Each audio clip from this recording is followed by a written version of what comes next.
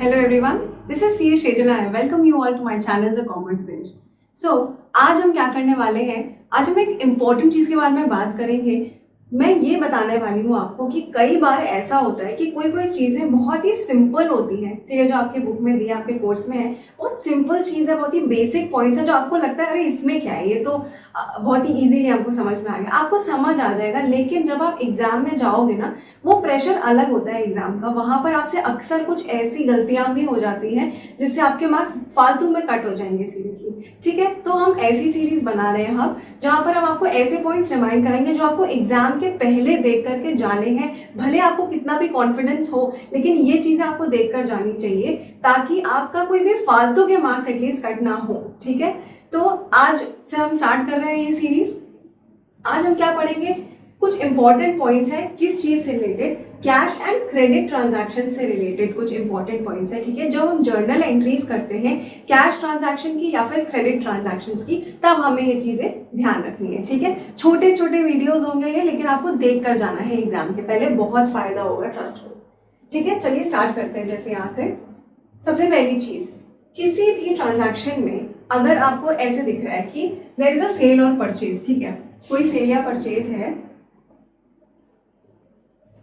There is a cell या फिर purchase जो कि इन कैश है, मतलब उस लाइन में मेंशन है कि ये सेल या परचेज इन कैश हो रहा है, and the name of the buyer और सेलर इज ऑल्सो गिवन, ठीक है। नेम ऑफ द बायर और सेलर, जो भी पार्टी है जिससे मैं ट्रांजैक्शन करी, उसका नाम भी दिया हुआ है। तब हम क्या करेंगे, हम सीधा सीधा उस पार्टी के नाम को इग्नोर करते हुए किन दो अकाउंट्स के ऊपर अपना इफेक्ट मानेंगे, किन दो अकाउंट्स को डेबिट एंड क्रेडिट करेंगे। सिर्फ हमारी नजर में आने चाहिए कैश अकाउंट एंड सेल्स या फिर परचेज अकाउंट, जो भी चीज हो रही है उस ट्रांजैक्शन में वो चीज। अब मैं आपको एग्जांपल से बताती हूँ, समझ में आएगा। जैसे मान लीजिए यहाँ पर लिखा है एग्जांपल में, goods purchase from Suresh worth 50,000 in cash. यहाँ पर साफ साफ लिखा हुआ है इन कैश। अब जल्दी जल्दी में लोग क्या करते हैं, यहाँ पे पढ़ते हैं goods purchase from Suresh worth 50,000 rupees, और पार्टी का नाम लिखा हुआ है, तो वो क्या करते हैं, ये अपने दिमाग में बना लेते हैं कि क्रेडिट में है, पूरा ढंग से पढ़ा भी नहीं। लेकिन आपको क्या करना है, ढंग से पढ़ना है कि कहीं अगर इन कैश लिखा है ना, तो आपको कैश अकाउंट को इफेक्ट करना है। जैसे इस वाले की एंट्री क्या होगी, किस अकाउंट को डेबिट करेंगे, किसको क्रेडिट करेंगे। हमने गुड्स को परचेज किया है, तो यहाँ पर क्या इफेक्ट होगा, परचेज हमारा एक्सपेंस हो गया, तो परचेज अकाउंट डेबिट हो जाएगा, और क्रेडिट कौन होगा, कैश अकाउंट क्रेडिट होगा, पार्टी का नाम क्रेडिट नहीं होगा, विल नॉट क्रेडिट सुरेश। हम लोग कैश को क्रेडिट कर देंगे, ठीक है। यहाँ पर हम टू कैश क्यों लिखते हैं, कैश को जब भी, this is just a format of writing an entry, ठीक है, कि हम यहाँ पर डेबिट वाली एंट्री के सामने तो यहाँ पर डीआर उसका शॉर्ट फॉर्म लिख देते हैं, लेकिन नीचे आते हैं तो थोड़ा सा स्पेस छोड़ते हैं और टू लिखते हैं, ठीक है। यहाँ पे क्रेडिट नहीं लिखते, टू कैश करके लिखा जाता है, या टू वॉट एवर, ठीक है, जो भी हम क्रेडिट में एंट्री जिस भी अकाउंट को इफेक्ट कर रहे हैं उसका नाम लिखा जाता है यहाँ पे, ठीक है। तो ये चीज प्लीज ध्यान रखोगे आप कि कैश अकाउंट, अगर कैश लिखा हुआ है अगर, तो हमको इग्नोर कर देना है पार्टी का नाम और सिर्फ कैश और उस एक्सपेंस या फिर उस रेवेन्यू को ही क्रेडिट या डेबिट करना है, जो भी चीज है, ठीक है। चलिए देखिए कितना सिंपल सा पॉइंट था, लेकिन रिमाइंड हो जाता है ना, तो आपके दिमाग में रहेगा एग्जाम वाले दिन में। चलिए नेक्स्ट आ जाते हैं ना। अब देखिए यहाँ पर दूसरा क्या दिया है, if there is a transaction जहाँ पर आपको सेल या परचेज कुछ भी दिया हुआ है, नेम ऑफ द बायर या सेलर भी दिया हुआ है, मतलब पार्टी का नाम भी दिया हुआ है, किसके साथ में ट्रांजैक्शन किया हुआ है, and there is no mention of cash. Cash के बारे में कुछ भी नहीं लिखा है कि कैश लिया है, दिया है, क्या किया है, वो नहीं लिखा। Example, goods purchase from Suresh worth 50,000, यहाँ पे कहीं भी कैश का नामो निशान नहीं है।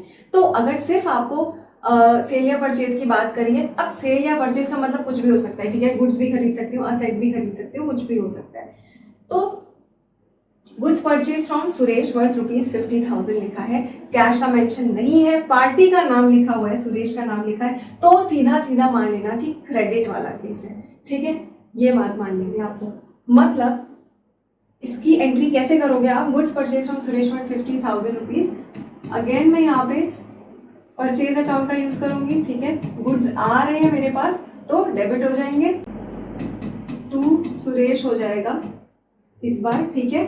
यहाँ पर कैश नहीं आएगा आपकी, क्योंकि यहाँ पर कैश मेंशन ही नहीं था और पार्टी का नाम लिखा था, इसलिए हमने ये कंक्लूजन ड्रॉ किया that this is a credit transaction. ठीक, सुरेश यहाँ पर क्या है, कौन है, मेरा क्रेडिटर हो गया, मुझे बाद में इसको पैसे लौटाने पड़ेंगे। ठीक है, चलिए यहाँ पर समझ में आया अकाउंट्स कौन कौन से इम्पैक्ट होंगे।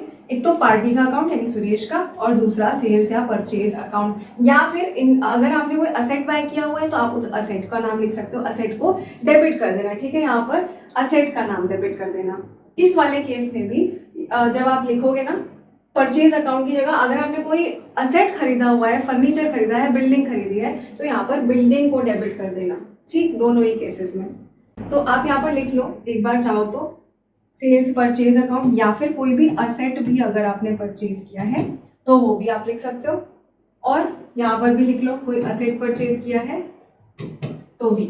ठीक, चलिए नेक्स्ट आते हैं कैश एंड क्रेडिट ट्रांजैक्शन में। तीसरा वाला क्या है, if in a transaction there is a sale और परचेज। अगेन यहाँ पर सेल और परचेज की बात हो रही है, लेकिन नेम ऑफ द बायर और सेलर इज नॉट गिवन। ठीक है, बायर सेलर का नाम नहीं दिया हुआ है।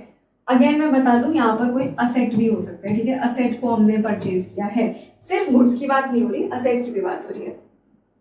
तो नेम ऑफ द बायर और सेलर गिवन नहीं है आपको, यानी एग्जांपल में देखिए गुड्स परचेज वर्थ ₹50,000, 50,000 रुपए के गुड्स अगर परचेज कर रखे हैं मैंने, तो अब यहाँ पर ना इन कैश दिया हुआ है ना ही पार्टी का नाम दिया है, तब आप क्या कंक्लूड करोगे यहाँ पे, ये हम कंक्लूड करेंगे कि this is a cash transaction. ठीक है, क्योंकि अगर क्रेडिट ट्रांजैक्शन होगा ना तो हमेशा आपको पार्टी का नाम दिया रहेगा, ध्यान रखना ये बात, दिमाग में रखना हमेशा।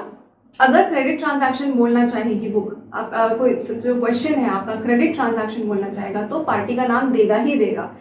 अगर उसने या तो स्पेसिफिकली इन कैश लिखा है या फिर कुछ भी नहीं लिखा हुआ है और ना ही पार्टी का नाम लिखा है तो कैश मान लेना।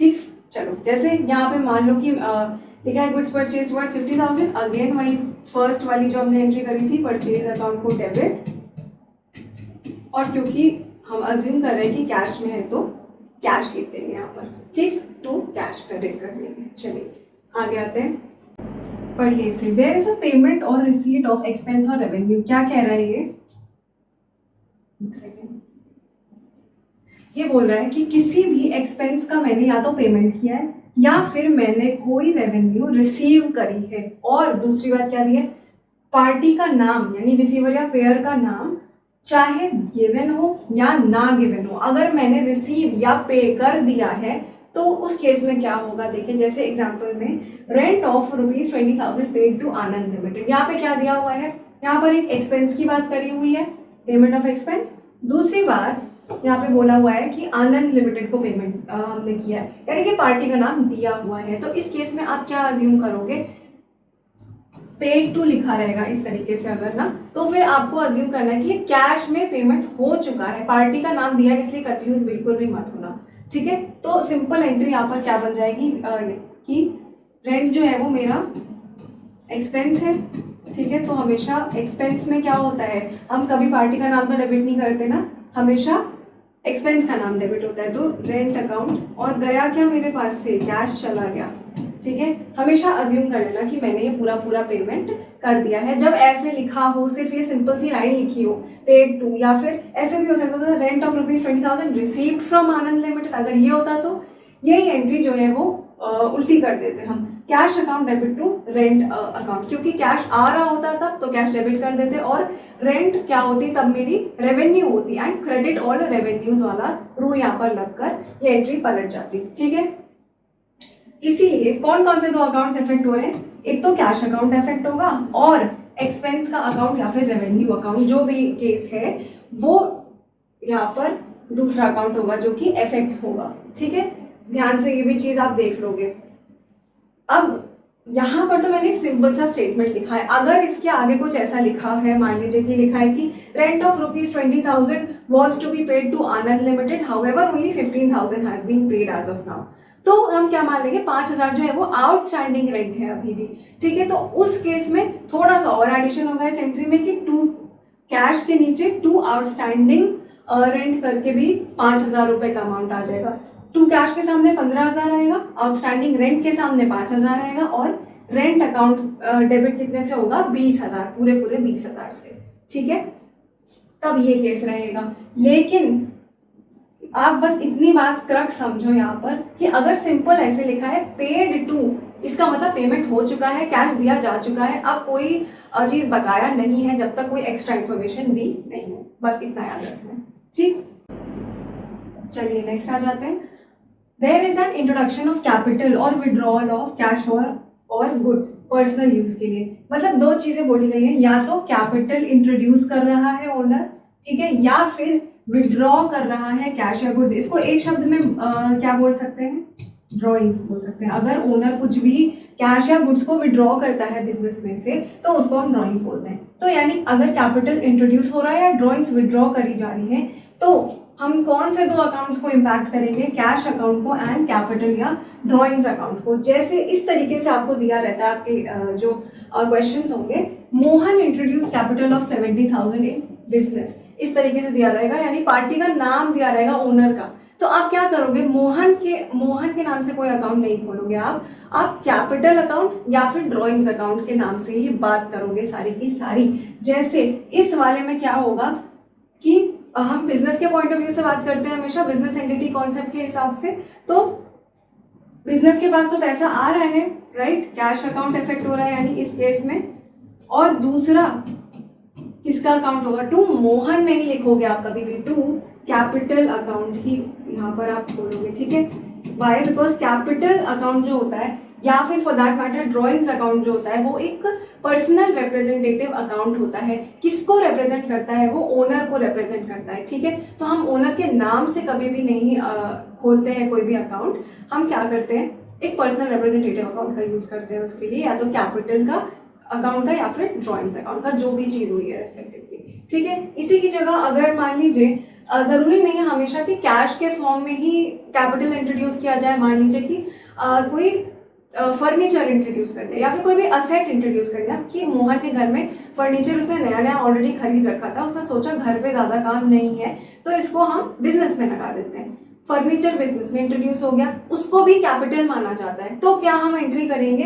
कैश की जगह पर फर्नीचर आ जाएगा और टू कैपिटल अकाउंट ही रहेगा यहाँ पर तब भी, ठीक है। बस कैश की जगह फर्नीचर आ जाएगा। समझ आई बात? चलिए, वैसे ही अगर ड्राइंग्स करी जा रही है तो फिर ड्राइंग्स अकाउंट को हम लोग डेबिट कर देंगे, सॉरी, ठीक है। जैसे मान लीजिए ड्राइंग्स करी कुछ 15,000 रुपए की, तब एंट्री क्या बनेगी उस केस में?